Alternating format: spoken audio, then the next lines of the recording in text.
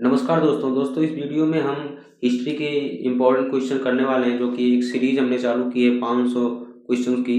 तो पहले वीडियो में हमने 40 तक क्वेश्चन कर चुका है। उसके बाद 41वें क्वेश्चन से आगे बढ़ते हैं। पहला क्वेश्चन है, विशाल अन्नागार सिंधु घाटी सभ्यता के किस स्थल पर पाया गया था? तो हमारा सही ऑप्शन हो जाएगा ऑप्शन सी, मोहनजोदड़ो। यह मोहनजोदड़ो की सबसे बड़ी इमारत थी जिसका उपयोग अनाज भंडारण के लिए होता था। मोहनजोदड़ो वर्तमान पाकिस्तान के सिंध प्रांत में सिंधु नदी के तट पर स्थित है। यहाँ से बुने हुए सूती कपड़े के साक्ष्य भी मिले हैं। इसकी खोज 1922 में राखल दास बनर्जी यानी आर.डी. बनर्जी ने की थी। इसे यूनेस्को विश्व धरोहर स्थल में शामिल किया गया है। अगला क्वेश्चन है, कह रहा है, तंजौर के बृहदेश्वर मंदिर का निर्माण किसने कराया था? तो हमारा सही ऑप्शन हो जाएगा ऑप्शन ए, राजराज प्रथम। यह चोल वास्तुकला का सर्वोत्कृष्ट उदाहरण है और भगवान शिव को समर्पित है। यह पूरी तरह से ग्रेनाइट पत्थर से बनी दुनिया का पहला मंदिर है। राजराज प्रथम ने श्रीलंका के उत्तरी भाग पर विजय प्राप्त की थी। इस मंदिर को यूनेस्को ने महान जीवंत चोल मंदिर की श्रेणी में रखा है। चोल वंश अपनी शक्तिशाली नौसेना और स्थानीय स्वशासन के लिए प्रसिद्ध थी। अगला क्वेश्चन है, कह रहा है, विजयनगर साम्राज्य की स्थापना के समय दिल्ली का सुल्तान कौन था? हमारा सही ऑप्शन हो जाएगा ऑप्शन बी, मोहम्मद बिन तुगलक। विजयनगर की स्थापना 1336 ईस्वी में हरिहर और बुक्का नामक दो भाइयों ने की थी। इनकी पहली राजधानी हम्पी, जो कि तुंगभद्रा नदी के तट पर है, पहली इनकी राजधानी थी। संगम, सुलुभ, तुलुभ और अरावली ये विजयनगर साम्राज्य के 4 प्रमुख वंश थे। प्रसिद्ध राजा कृष्णदेव राय तुलुभ वंश से संबंधित थे। इब्न बतूता और निकोलो कोंटी जैसे विदेशी यात्री इसी काल में भारत आए थे। हमारा अगला क्वेश्चन है, अकबर ने किस वर्ष जजिया कर को समाप्त किया था? हमारा सही ऑप्शन होगा ऑप्शन सी, 1564। जजिया गैर मुसलमानों से लिया जाने वाला एक सुरक्षात्मक कर था। अकबर ने 1562 में दास प्रथा और 1563 में तीर्थ यात्रा कर की भी समाप्ति की थी। औरंगजेब ने 1679 में जजिया कर को दोबारा लागू कर दिया था। अकबर की धार्मिक नीति को सुलह-ए-कुल यानी सार्वभौमिक शांति कहा जाता है। अकबर ने 1582 में दीन-ए-इलाही नामक एक नया धर्म विचारधारा शुरू किया था। हमारा अगला क्वेश्चन है, चौरी चौरा के हिंसक घटना के बाद गांधी जी ने कौन सा आंदोलन वापस लिया था? हमारा सही ऑप्शन हो जाएगा ऑप्शन बी, असहयोग आंदोलन। चौरी चौरा की घटना 4 फरवरी 1922 को गोरखपुर में हुई थी। इस घटना में भीड़ ने एक पुलिस थाने में आग लगा दी थी, जिसमें 22 पुलिसकर्मी मारे गए थे। गांधी जी ने 12 फरवरी 1922 को बारदोली प्रस्ताव द्वारा आंदोलन स्थगित कर दिया। असहयोग आंदोलन 1 अगस्त 1920 को शुरू हुआ था, यानी उसी दिन तिलक जी की मृत्यु हुई थी। इस स्थगन के विरोध में ही 1923 में स्वराज पार्टी का गठन हुआ था। हमारा अगला क्वेश्चन है, गुप्त वंश का वह राजा कौन था जिसने हूणों को भारत पर आक्रमण करने से रोका था? हमारा सही ऑप्शन हो जाएगा ऑप्शन सी, स्कंदगुप्त। स्कंदगुप्त के भीतरी स्तंभलेख, जो कि गाजीपुर में है, से हूणों पर विजय की जानकारी मिलती है। इसने गिरनार पर्वत पर स्थित सुदर्शन झील का पुनरुद्धार करवाया था। हूण मध्य एशिया की एक बर्बर जाति थी। स्कंदगुप्त को शंकरादित्य की उपाधि भी दी गई थी। स्कंदगुप्त गुप्त वंश का अंतिम महानतम शासक माना जाता है। अगला क्वेश्चन है, आईने अकबरी और अकबरनामा की रचना किसने की थी? हमारा सही ऑप्शन हो जाएगा ऑप्शन बी, अबुल फजल। अबुल फजल अकबर के नवरत्नों में से एक थे। अकबरनामा 3 भागों में विभाजित है, जिसके तीसरे भाग को आईने अकबरी कहते हैं। इसमें मुगल प्रशासन, सांख्यिकी और अकबर के जीवन का विस्तृत वर्णन है। अबुल फजल की हत्या जहांगीर के आदेश पर वीर सिंह बुंदेला ने की थी। अबुल फजल ने पंचतंत्र का फारसी में अनुवाद अनवर-ए-सुहैली नाम से किया था। हमारा अगला क्वेश्चन है, हड़प नीति डॉक्ट्राइन ऑफ लैप्स के तहत अंग्रेजों द्वारा कब्जा किया गया पहला राज्य कौन सा था? हमारा सही ऑप्शन होगा ऑप्शन सी, सतारा जो कि 1848 में हड़पा गया था। इस नीति को लॉर्ड डलहौजी ने लागू किया था। इसके तहत वे राज्य जिनके पास स्वाभाविक उत्तराधिकारी नहीं था ब्रिटिश साम्राज्य में मिला लिए जाते थे। झांसी को 1853 में और नागपुर को 1854 में इस नीति के तहत मिलाया गया था। डलहौजी ने अवध को 1856 में कुशासन यानी मिस गवर्नेंस के आधार पर हड़पा था।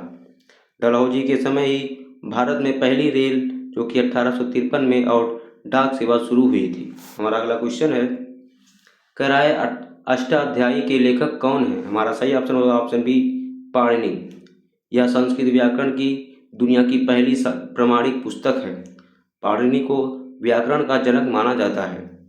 ऋषि पतंजलि ने अष्टाध्यायी पर महाभाष्य नामक टीका लिखी थी।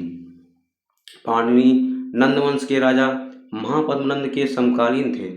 इसमें तत्कालीन भारतीय समाज और संस्कृति की भी जानकारी मिलती है। हमारा अगला क्वेश्चन है, कह रहा है लाख बख्श के नाम से जाने जाने वाला शासक कौन है? तो हमारा सही ऑप्शन हो जाएगा ऑप्शन बी, कुतुबुद्दीन ऐबक। यानी कुतुबुद्दीन ऐबक को लाख बख्श भी कहा जाता है। लाख बख्श अपनी उदारता और लाखों दान करने के कारण इसे लाख बख्श कहा जाता था। ऐबक दिल्ली सुल्तान और दिल्ली सल्तनत और गुलाम वंश का संस्थापक भी था जो कि 1236 ईस्वी में हुए थे। इसने दिल्ली में कुव्वतुल इस्लाम और अजमेर में 2.5 दिन का झोपड़ा बनवाया था। इसकी मृत्यु 1210 में चौगान यानी पोलो खेलते समय घोड़े से गिरने के कारण हुई थी। इसकी राजधानी लाहौर थी। इसने दिल्ली को राजधानी नहीं बनाया था।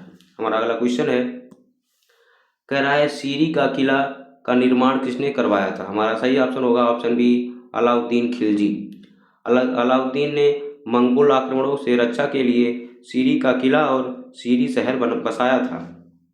इसने दिल्ली में प्रसिद्ध अलाई दरवाज़ा और हजार सितून महल भी बनवाया था। अलाउद्दीन खिलजी ने ही सेना में नगद वेतन और अस्थायी सेना की शुरुआत भी की थी। इसने घोड़े को दागने यानी ब्रांडिंग और सैनिकों का हुलिया लिखने की प्रथा शुरू की थी। हमसे पूछे कि दाग और हुलिया प्रथा किसने शुरू किया था, तो यह अलाउद्दीन खिलजी था। इसे द्वितीय सिकंदर यानी सिकंदर एसानी की उपाधि प्राप्त थी। हमारा अगला क्वेश्चन है, तृतीय बौद्ध संगति का आयोजन किसके शासनकाल में हुआ था? हमारा सही ऑप्शन होगा ऑप्शन सी, अशोक के शासनकाल में। यह संगति 250 ईसा पूर्व में पाटलिपुत्र में आयोजित की गई थी। इसकी अध्यक्षता मोगले-पुत्र तृतीय ने की थी। इसी संगति में बौद्ध धर्म के तीसरे पिटक यानी अभिधम्म पिटक को जोड़ा गया था। अशोक ने इसके बाद ही विदेशों में बौद्ध धर्म के प्रचार के लिए दूत भेजे थे। प्रथम संगति अजातशत्रु के समय राजगीर में हुई थी। हमारा अगला क्वेश्चन है, चंपारण सत्याग्रह जो कि 1917 में गांधी जी को आमंत्रित किसने किया था? तो हमारा सही ऑप्शन होगा ऑप्शन बी, राजकुमार शुक्ला। यानी गांधी जी को राजकुमार शुक्ला ने चंपारण सत्याग्रह के लिए आमंत्रित किया था। राजकुमार शुक्ला ने लखनऊ अधिवेशन जो कि 1916 में हुआ में गांधी जी से मिलकर नील किसानों की समस्या बताई थी। यह गांधी जी का भारत में पहला सफल सत्याग्रह आंदोलन था। हमसे पूछेगा गांधी जी का प्रथम सफल सत्याग्रह आंदोलन कौन है, तो ये चंपारण सत्याग्रह आंदोलन है। यह 3 कठिया प्रथा यानी भूमि के 3/20 भाग पर नील की खेती के विरोध में किया गया था। इसी आंदोलन के दौरान रविन्द्रनाथ टैगोर ने गांधी जी को महात्मा की उपाधि दी थी। डॉक्टर राजेंद्र प्रसाद और जे.बी. कृपलानी ने भी इस आंदोलन में गांधी जी के साथ थे। अगला क्वेश्चन है, कह रहा है रुपया सिक्का सबसे पहले किस शासक ने जारी किया था? हमारा सही ऑप्शन होगा ऑप्शन बी, शेरशाह सूरी। शेरशाह द्वारा जारी चांदी का सिक्का रुपया 178 ग्रेन कहलाता था। इसने तांबे का सिक्का भी चलाया था जिसे दाम कहा जाता था। शेरशाह ने ही बंगाल में सोनार गांव से पेशावर तक सड़क ए आजम यानी जीटी रोड बनवाई थी। इसने डाक प्रथा का प्रचलन आधुनिक तरीकों से शुरू किया था। शेरशाह सूरी की मृत्यु कलिंजर के किले में घेरे के दौरान एक बारूद विस्फोट यानी उक्का नामक अस्त्र से हुई थी। हमारा अगला क्वेश्चन है, पुराणों की कुल संख्या कितनी है? सही ऑप्शन होगा ऑप्शन 18। मतलब ऑप्शन सी 18। मत्स्य पुराण सबसे प्राचीन और प्रामाणिक पुराण माना जाता है। पुराणों में रचयिता लोमहर्ष और उनके पुत्र उग्रश्राव माने जाते हैं। पुराणों में प्राचीन राजवंशों मौर्य, आंध्र, सातवाहन, गुप्त की वंशावली मिलती है। 108 संख्या उपनिषदों की है, ना कि पुराणों की। विष्णु पुराण से ही मौर्य वंश के बारे में महत्वपूर्ण जानकारी प्राप्त होती है। अगला क्वेश्चन है, तुर्कान चहलगानी यानी 40 गुलामों का दल को किसने समाप्त किया था? हमारा सही ऑप्शन होगा ऑप्शन सी बलबन, यानी बलबन ने चहलगानी प्रथा समाप्त की थी। इस दल की स्थापना इल्तुतमिश ने सुल्तान की शक्ति बढ़ाने के लिए की थी। बलबन खुद इस दल का सदस्य रहा था, इसीलिए वह इसकी ताकत को जानता था। बलबन ने राजत्व का लौह एवं रक्त यानी ब्लड एंड आयरन सिद्धांत लागू किया था। हमसे पूछे लौह और रक्त की नीति किसने अपनाई थी, तो ये बलबन था। इसने फारसी त्यौहार नवरोज और सिजदा पैपोस प्रथा शुरू की थी। सिजदा मतलब झुककर प्रणाम करना और पैपोस मतलब पैर चूमना। बलबन ने दीवान अर्ज नामक सैन्य विभाग की स्थापना भी की थी। हमारा अगला क्वेश्चन है, बेबल योजना किस वर्ष में प्रस्तुत की गई थी? हमारा सही ऑप्शन होगा ऑप्शन सी 1945। इसे शिमला सम्मेलन के नाम से भी जाना जाता है। उस समय लॉर्ड बेबल भारत के वायसराय थे। इस योजना का उद्देश्य द्वितीय विश्व युद्ध के बाद भारत में संवैधानिक गतिरोध को दूर करना था। मुस्लिम लीग की अड़ियल रुख के कारण यह योजना पूरी तरह विफल रही थी। इसी विफलता के बाद 1946 में कैबिनेट मिशन भारत भेजा गया था। अगला क्वेश्चन है, विक्रम संवत की शुरुआत कब हुई थी? सही ऑप्शन होगा ऑप्शन बी 57 ईसा पूर्व यानी 57 BC। इसकी शुरुआत उज्जैन के राजा विक्रमादित्य ने शकों पर विजय के उपलक्ष्य में की थी। संख संवत की शुरुआत 78 ईस्वी में कनिष्क ने की थी, जो भारत का राष्ट्रीय कैलेंडर है। गुप्त संवत की शुरुआत 319 से 320 ईस्वी में चंद्रगुप्त प्रथम ने की थी। हिजरी संवत की शुरुआत 622 ईस्वी में हुई थी। वर्तमान भारतीय कैलेंडर विक्रम संवत और शक संवत दोनों पर आधारित है। हमारा अगला क्वेश्चन है, खानवा का युद्ध जो कि 1527 में हुआ था, बाबर और किसके बीच लड़ा गया था? हमारा सही ऑप्शन होगा ऑप्शन बी राणा सांगा। इस युद्ध में बाबर ने पहली बार जिहाद यानी धर्म युद्ध का नारा दिया था। युद्ध जीतने के बाद बाबर ने गाजी की उपाधि धारण की थी। बाबर ने इस युद्ध में ही तुलगमा युद्ध पद्धति का भी प्रयोग किया था। मेवाड़ के राजा राणा सांगा का साथ हसन खान मेवाती और महमूद लोदी ने दिया था। इसके बाद बाबर ने 1528 में चंदेरी का और 1529 में घाघरा का युद्ध भी जीता था। हमारा अगला क्वेश्चन है, हिंदू स्वराज पुस्तक के लेखक कौन है? हमारा सही ऑप्शन होगा ऑप्शन बी महात्मा गांधी। गांधी जी ने यह पुस्तक 1909 में इंग्लैंड से दक्षिण अफ्रीका की यात्रा के दौरान जहाज में लिखी थी। यह मूल रूप से गुजराती भाषा में लिखी गई थी। इसमें गांधी जी ने आधुनिक सभ्यता और मशीनीकरण की आलोचना की है। गांधी जी की आत्मकथा का नाम सत्य के साथ मेरे प्रयोग यानी माई एक्सपेरिमेंट विद ट्रुथ है। इन्होंने यंग इंडिया और हरिजन जैसे पत्रिकाओं का संपादन भी किया था। तो ये है आपका होमवर्क जो कह रहा है वर्नाकुलर प्रेस एक्ट यानी 1878 में किसने निरस्त किया था।